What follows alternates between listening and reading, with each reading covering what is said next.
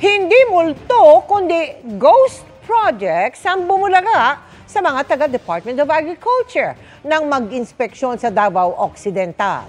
May farm-to-market road na idineklarang tapos, pero walang simento. Meron ding tila hinabol buhusan ng simento kahit walang bakal. Nakatutok si Ivan Mayrina.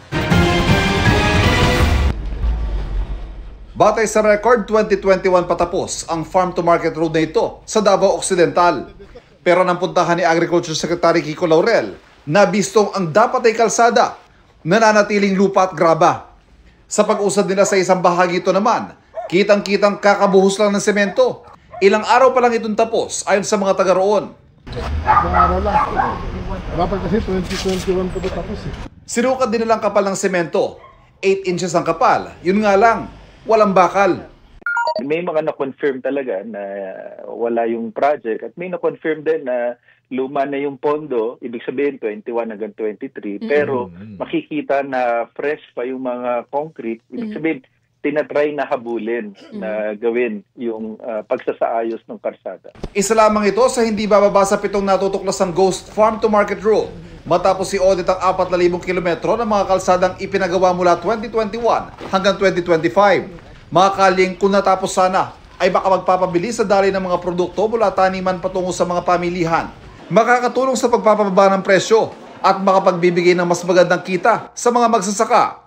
Dahil sa nabisto, babaguhin na ang kasalukuyang sistema na Department of Public Works and Highways o DPWH ang magpapatupad ng mga proyekto katuwang ang pribadong kontraktor. Sa halip, Agriculture Department na mangangasiwa ng construction ng mga farm-to-market road. Suportado ito ng DPWH. Nag-meeting kami nung isang araw para mag-coordinate kami ng efforts sa pag-imbestiga at pagsisigurado din na hindi na ito mauulit. At ang mga mapapatunayan o manong nagsabuatan. Matatanggal sa trabaho, kakasuhan, makukulong, babawiin natin, pati yung mga ari-arian nila. Biyaheng South Korea si Pangulong Bongbong Marcos ngayong araw para dumalo sa APEC Economic Leaders Meeting. Isa sa mga pangunahing misyon niya, manghikayat ng mga mamumuhunan sa bansa at sa layuning ito, patuloy daw ang paglilinis sa korupsyon sa gobyerno.